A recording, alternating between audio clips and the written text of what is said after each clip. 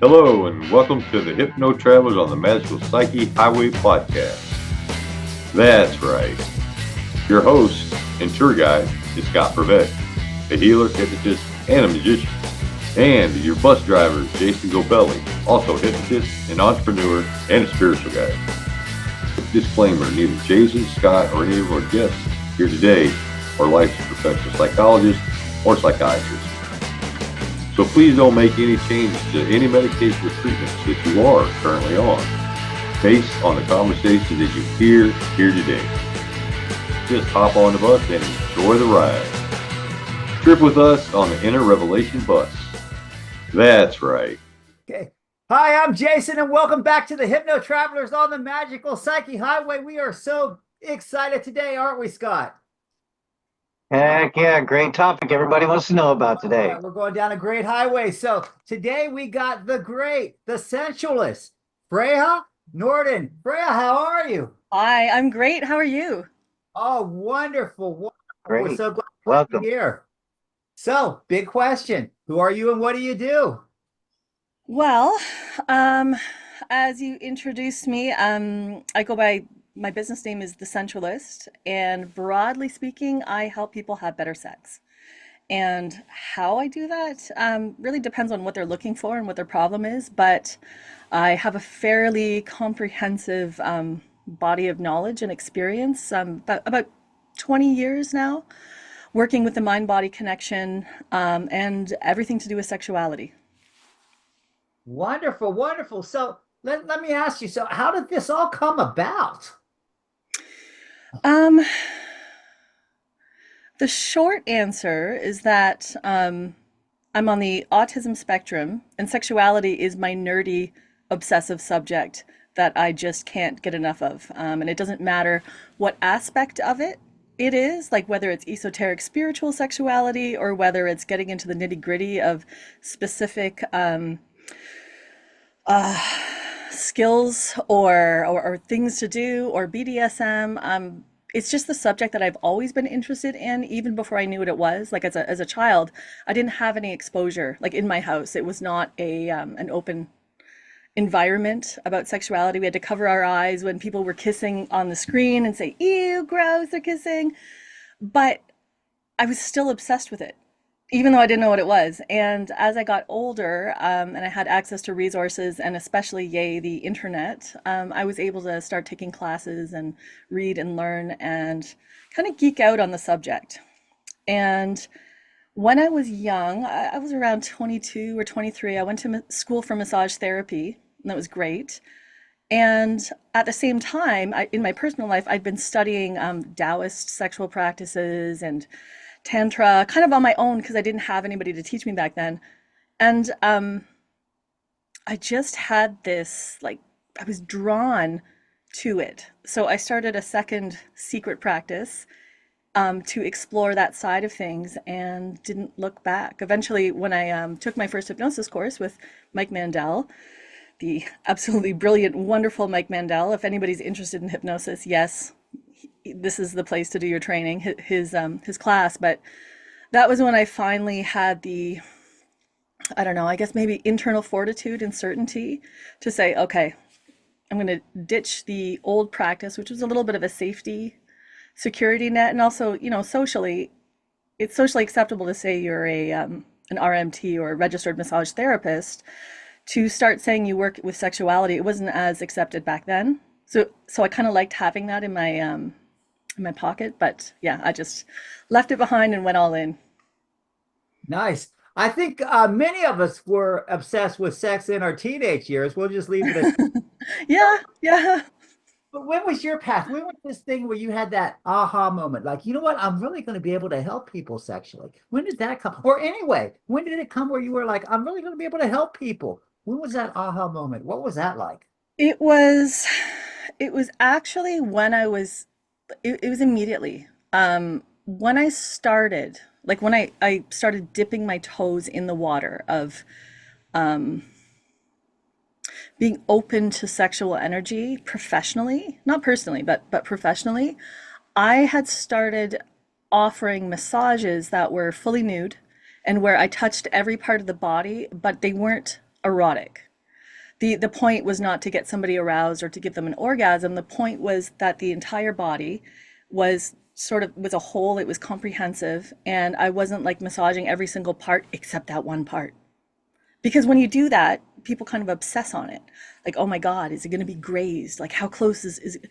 But if it's just sort of integrated as if it's normal, almost the way that it is in like, nudist resorts and stuff like that, once it's normalized, it's no longer this sort of taboo, weird fixation. And those massages were really beautiful. And the first one that I did, when I saw how much it affected the person and how valuable they were, because I did a few of them in fairly short order. As soon as I started offering it, I put out a little ad. I was like, oh, this is really, really nice. I liked it and I wanted to go further. Nice, nice. So don't you attract a different clientele by doing that? Like somebody that maybe you're not interested in doing that with. Well, it's interesting when you say different clientele, everybody, everybody in the world has to deal with the subject of sexuality somehow in their lives, even if you're asexual. Asexual people are not people who just want to be alone and solo. They still want to navigate relationships. And unless they partner, or even if they do partner with another asexual person and they discuss what they want and need physically and intimately, usually it's not two asexual people pairing up. Usually it's one person who actually does have a sex drive or a libido and wants some sort of erotic interaction in their lives. So every person has to deal with the subject. And when it comes to clients, I'm just very clear about what I offer, very, very clear. And if somebody, and I have an onboarding process as well. So my system for onboarding people to come and see me in my studio filters out anybody that I wouldn't want to see. Because yeah, of course, in the sex world, there's a broad spectrum of people who might be looking for services. And I certainly don't want to see all of them. That's right. That's right. So let me talk to you. So you mentioned Mike Mandel. Who are some of these other mentors that have been in your life that have helped shape who you are? The biggest, I would say Mike Mandel has had the biggest impact, mostly because he's local. And I started attending his classes about, what year is it, 2024? So 11 or 12 years ago. And I came back, I did my master's, and then I came back as a resource student. So he really, really influenced and had an amazing effect on my bigger picture. Not because he teach anything about sexuality specifically, but because the way that my brain works, anything I learn, I kind of filter it into what I'm doing or translate it into something that I can use with my clients. And actually, the very first hypnosis class I did, we used to all go to the bar after class and hang out and have fun and practice hypnosis on each other. And I gave one of the guys, and well, I did a whole bunch of different things, but one of the things I did was give the guy hypnotic breasts. So for the rest of the evening, he was walking around the bar with this like amazing, luscious, super sensitive pair of hypnotic breasts that he could feel. And he was playing with them for the rest of the night, and all the other guys were like, maybe stay a few feet away, please. And that was a lot of fun. So another one I would say is the biggest one is Hugh Comerford of NLP Canada. And he's an NLP teacher. And what I do is hugely influenced by NLP. Like everything erotic is NLP. It's the sort of submodalities and the way that you experience your sexuality and the sensations and the erotic in your mind. So that has a huge effect too. Nice. Well, giving the guy the breast sounds a lot like stage work. So do you do stage work as well? Not at all. It's not my jam. Nice, nice. So listen, so you got this whole thing and you do a lot with sexuality, but Mhm. you're obviously more than that, right? So tell us more about the mind-body connection. Well, in what arena? Because my whole subject, like I work exclusively with sexuality, and that can be that's fairly broad. It can be working with people who have had traumatic experiences. It can be people with dysfunction. It can be people who don't know how to negotiate the sexual world in their relationship. or the space for sexuality, because, once you've been with each other for a long time, your response changes. In the beginning, everybody's hot and heavy for each other, and then life happens, and there's a natural progression to, generally speaking, one person having responsive desire, which means they're not actively desiring their partner or desiring sex necessarily, and one person has active desire. So then there's a conflict because one person is always ready. The other person isn't ready until they're actually turned on. That's what responsive desire is. So it's anything to do with sexuality specifically. And I don't, of course, I still have a few clients from before where I do deep tissue work with massage, but it's not what interests me the most. So Nice, nice. So then let's go to this part here. You got this program that you're known for, and I'm sure you attract a lot of men on this that have premature ejaculation. oh And yeah, oh, I love that program. So, thing, what's this? so the program itself, I actually have it in two different ways of teaching it. One is for, let's call them the muggles, the everyday person, and it's a digital program that they can buy instead of coming to see me in person, because not everybody can come and see me. And the other one is to teach hypnotherapists how to treat premature ejaculation. But, and of course, as you can understand, it's a pretty broad audience. It's not just about treating premature ejaculation, it's about handing over control to the man so that he has complete control over his arousal. And that means he can amp it up and experience much more pleasure and arousal than he's ever had in his life, but not ejaculate until he's ready. And part of that includes the ability to have orgasms that are not ejaculatory. So if you're having a great time and you want to come, you can have an orgasm, but stay aroused and not ejaculate until you're ready. So it's a lot of fun. And it's a lot more than just holding back. It's really, really about going deeper into pleasure and arousal. Well, I'm sure that'll attract some attention, and we'll put that how people can get a hold of that whenever they get there, whenever they get a chance. But I've been talking a lot. Let's have Scott, our tour guide, throw a question out here. Come on, Scott. So we've been discussing all this good stuff. So tell us about what one of your sessions would look like. Someone comes to you to see you about erectile dysfunction. What would that session look like? It depends on how they're seeing me. Erectile dysfunction is a really complex subject. It's not a one size fits all. And it depends on what the cause is. For example, if somebody had a physical cause and they're like genuinely physical, which is not the most common cause. I have a shockwave therapy machine. So I might, first of all, I would assess what the reason is for them and what their goals are, because a lot of men have unreasonable goals when it comes to erectile function. And the one I'm working on right now, which is the follow-up from the arousal management protocol, or the ejaculation mastery one, is one for erectile function, so that men can have the best function possible for them according to their lifestyle, age, and all of that kind of thing. Because if you get somebody who's in their 60s, 70s, and they're on a lot of meds, a lot of people are on meds either just because their doctor put them on meds because they're a certain age, and that's what a lot of doctors do, or because they genuinely need it. A lot of those meds will affect your erections. So unless you change your lifestyle and your health and get off the meds, there's only so much that hypnosis can do for those erections. And so the focus in that circumstance is teaching the person how to have the most pleasure, because intercourse is really just one small part of the entire picture of sex. And if you're thinking that if I can just get a hard on, my sex life is going to be fixed, it's not true. You have to learn how to have phenomenal sex with or without intercourse. And if you want to feel like a phenomenal lover without intercourse, you can. And then if your erection works, great. If it doesn't, it still has to be great. Like, you can't have that hang up where it has to work a certain way that I have in my mind that maybe it worked when I was 25 years old. Otherwise, it's not going to happen. That really, really sabotages the sexual atmosphere and whatever. And there's a lot of education for women too, because women often don't know They don't know realistically what happens with a man's erection.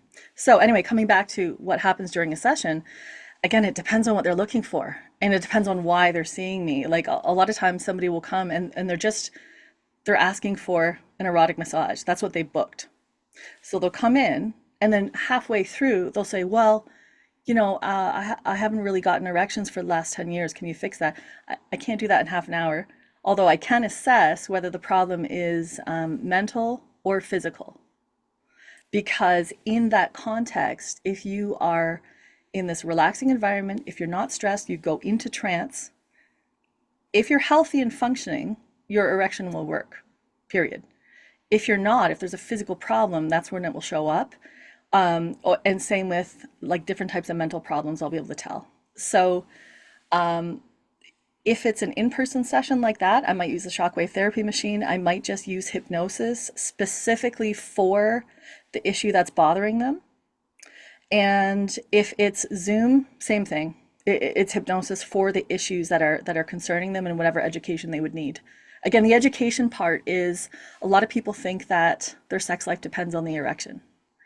And if they don't have a sex life, that's probably why. It's because they have centered everything around their penis rather than focusing on pleasure. And if you think about it, there are lots of people who don't have penises that have amazing, beautiful, ecstatic, orgasmic sex. You don't need one to have great sex. And once you can start to see it as a part of your body that is a gift to you, it is, it creates beautiful, beautiful sensation, and you can up your energy, but you can also up your energy with or without it. So it's learning how to use your body to get what you want, rather than saying, this is a problem and I have to fix it. And now today, when we look around and we see society, especially with the internet, I know you do things online, but especially with the internet, you got all these unrealistic expectations and belief where it makes a lot of people feel insecure and stuff like this. How do you approach that whole mindset? That's a tricky one. Some people are happy to embrace a shift from performative sex to pleasure-based sex. And sex that's based on, so one of the core things that I teach is, why are you doing this? Like when you want to have sex, why are you doing this? Because rarely, unless you're 18 years old, but rarely is it just, I'm just so horny, I have to have an ejaculation, otherwise I'll die. It's usually not the case, even if you are horny. Usually there's a lot of other factors in there, such as I want to feel connection with my partner, or I want the satisfaction of seeing that I can pleasure them and make them feel really great and know that I'm showing up as a lover.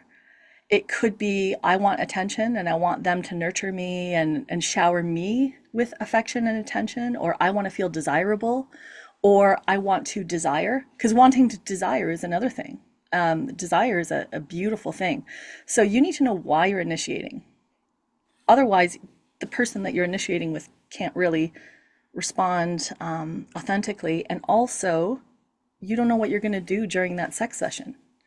A sex session where you want to feel connected and kind of like unified, you've been separated for a while, or you're kind of busy with life, you're doing your thing, she's doing her thing, and you just want to kind of connect again and feel really solid, that is going to require a different strategy than I'm so horny I want to fuck somebody, or I am really bored and I want to do something really exciting that stimulates, the dopamine and excitement and novelty factor. That's planning an exciting session. That's not sort of, okay, humdrum, let's snuggle and look into each other's eyes and feel connected and touch each other nicely. That's lovely, but it may not give you what you're looking for if what you're looking for is novelty, because your life is boring. So knowing what you're going to do, or knowing why you're doing it, helps you strategize how to do it. And in that case, when you know the underlying reason for something, you can also let go of some of the beliefs of what has to happen. Because if I'm rekindling the connection in my relationship, do I really need this raging hard erection where I can jackhammer her and show her who's boss? Like that's generally not necessary. If you're out in a I don't know, in a sex club and and you're an exhibitionist and you want to show off a certain thing, then maybe that's what you want to show off because you want, people to see the prowess of your penis. So yeah, that's a different strategy. And it's important to know that. So giving people examples and helping them understand why they're doing it helps to shift the mindset because usually people aren't looking beyond the superficial, I want to do this. So I imagine that you have mini sessions where it's just not the guy or just not the woman, but the partners together come. Do you do like a group hypnosis on both of them at the same time? I will, but if I work with couples, a lot of times I'll work with them separately because they each have a version of what's happening. And with couples, often they try to protect each other. So they will lie to their partners in order to protect their feelings rather than be truly authentic with what is really going on. And if they're sitting there together and they haven't gone through the process of being able to create this sort of sacred space where you can share anything and there's not going to be negative repercussions or reactivity, if they haven't done that yet, which is also a thing that I do, I help them create that space so they can be authentic with each other and share what's really going on. I need to work with them first because they'll both tell me the truth, but they won't tell each other the truth. And once I have both sides, I can help them know what they need to come together and start doing what the other person needs.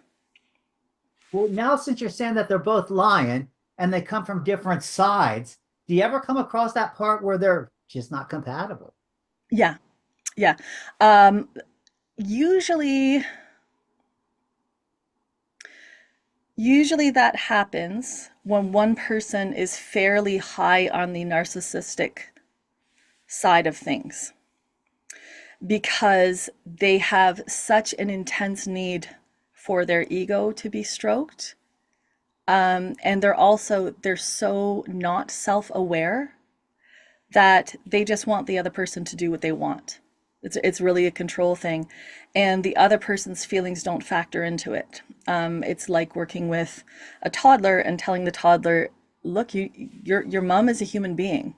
She's a fully autonomous human being and she has needs too, and she needs space and she needs this, she needs consideration. The toddler is completely unable to grasp any of that and is only aware of their intense need, and they will tantrum and manipulate and abuse in order to get that need met. So in those cases, there really isn't anything that I can do to help. Um, And there sometimes too, sorry, I just want to throw this in here. Sometimes there are people who are just unwilling to look outside of their prescription of what sex should be.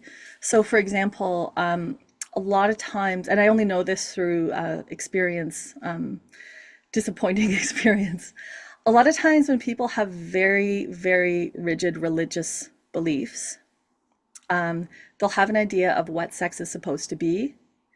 And in a long-term relationship, even if, I'll use this as an example, even if the wife is like super beautiful, wonderful, she's a great person, but she has this concept of what a man's sexual duty is supposed to be.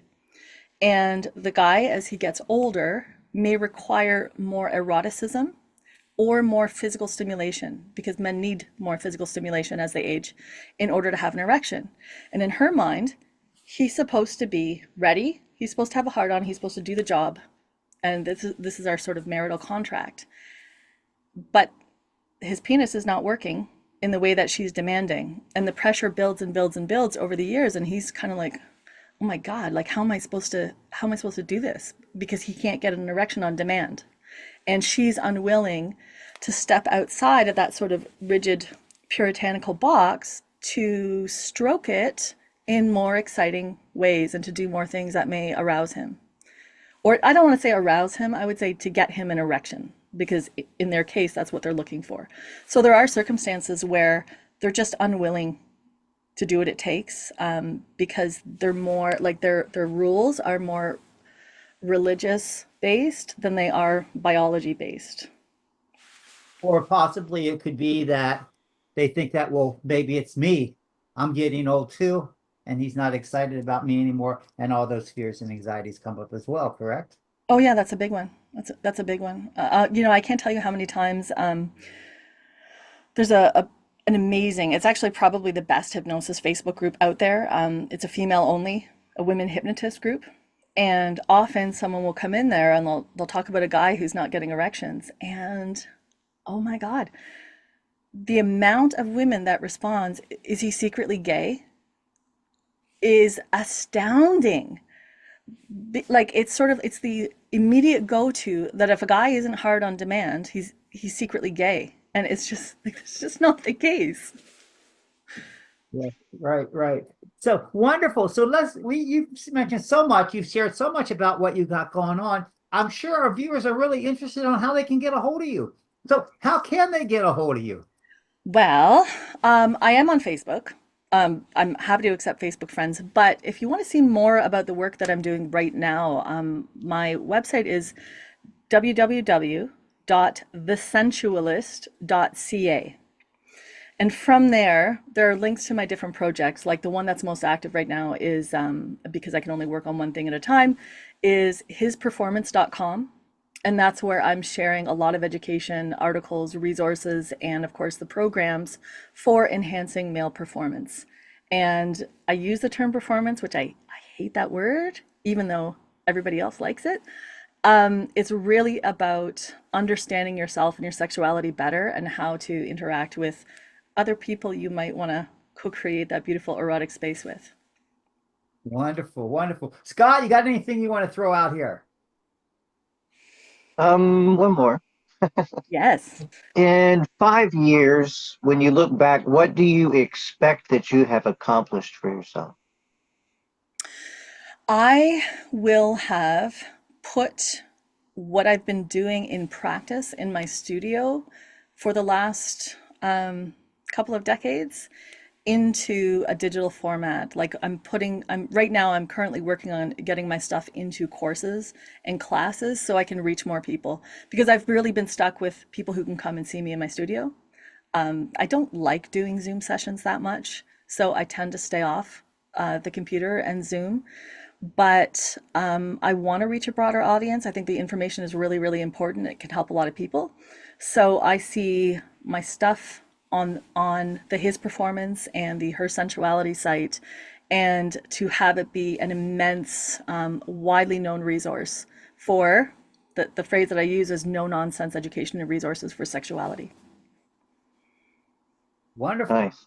So hey, so let's flip that. So Yes. now, knowing what you know today, what would you tell your teenage self?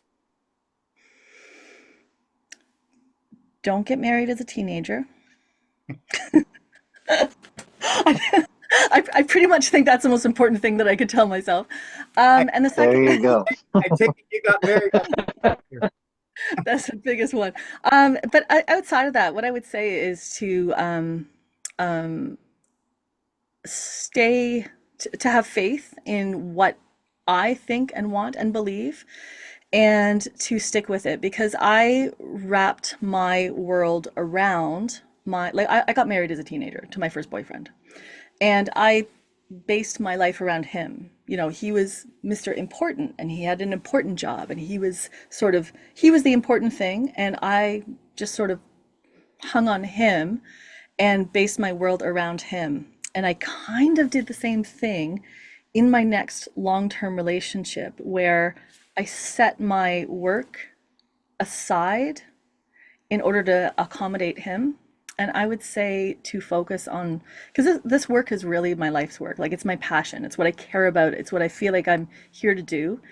And there were a lot of setbacks, and maybe they were important because I needed to learn things about, boundaries or who knows what.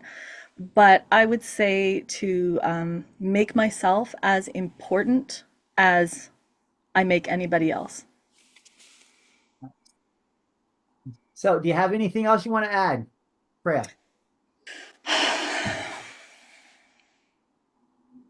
I would say if anybody is struggling with something that has to do with sexuality, to look a little bit deeper below the surface because we tend to fixate on a specific thing and say it's that. So let's just say a woman has a partner who doesn't have easy erections or erections that last, or he comes too quickly, whatever. We tend to focus on superficial details and to nitpick, but they're never the problem. The problem is something underneath it. So to start having gentle, open conversations and to learn how to be a safe person that your partner can talk to and open up.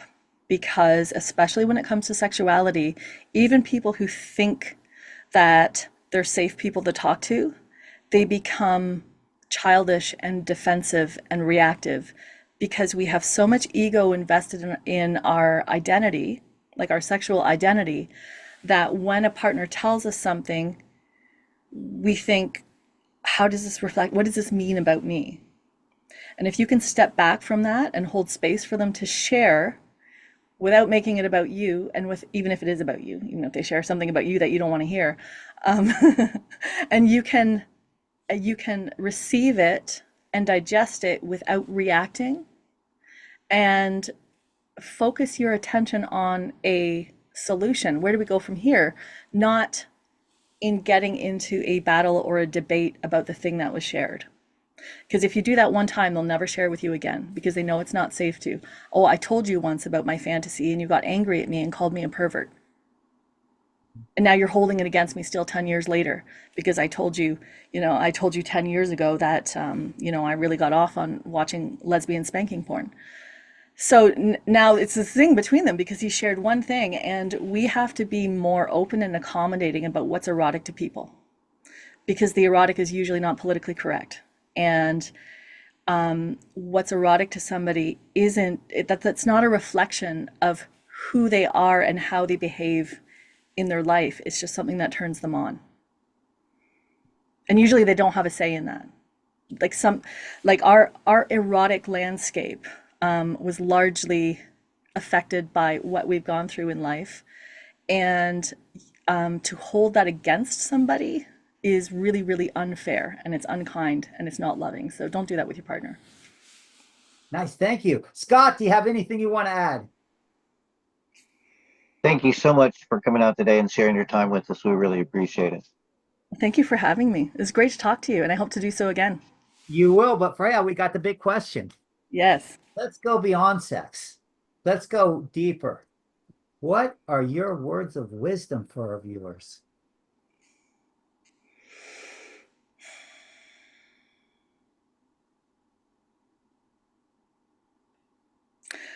I would say that when you are doing something or when something is happening to you, to just kind of ask yourself, is this what and who I want to be deep down at my core? And sometimes just asking that question can help you respond differently because we tend to be reactive to things that happen around us in the moment. Like this morning, I woke up and my internet wasn't on, my Wi-Fi wasn't working.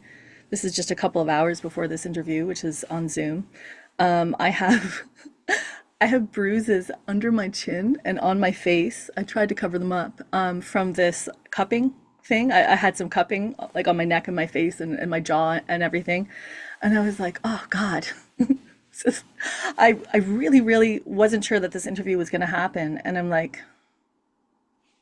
okay, that's a childish and irresponsible reaction to a few little things that are happening to just sort of like throw the baby out with the bathwater. So I centered myself. I'm like, okay, I can do this, and I did. So that was just a really small example. But when things are happening, just ask yourself, how do I want to be? And then move towards how you want to be rather than how your maybe initial reaction would be. Awesome. Not only did the interview happen, it happened exactly the way it was supposed to happen, and everything was perfect. We're so excited that we got to travel down your magical psyche highway. It's been a pleasure having you on our podcast, and we're grateful to be able to travel down your highway. Thank you so much for having me. Thank you. Okay, and for our viewers out there, if you like us, give us the thumbs up. If you think we're assholes, give us the thumbs down. We don't care. We're just glad you're here. We hope you come back next time. Share it, Tell your friends, follow us, and we hope to see you next week. Thanks for coming. Wow, what a trip. Thanks for taking that journey with us today.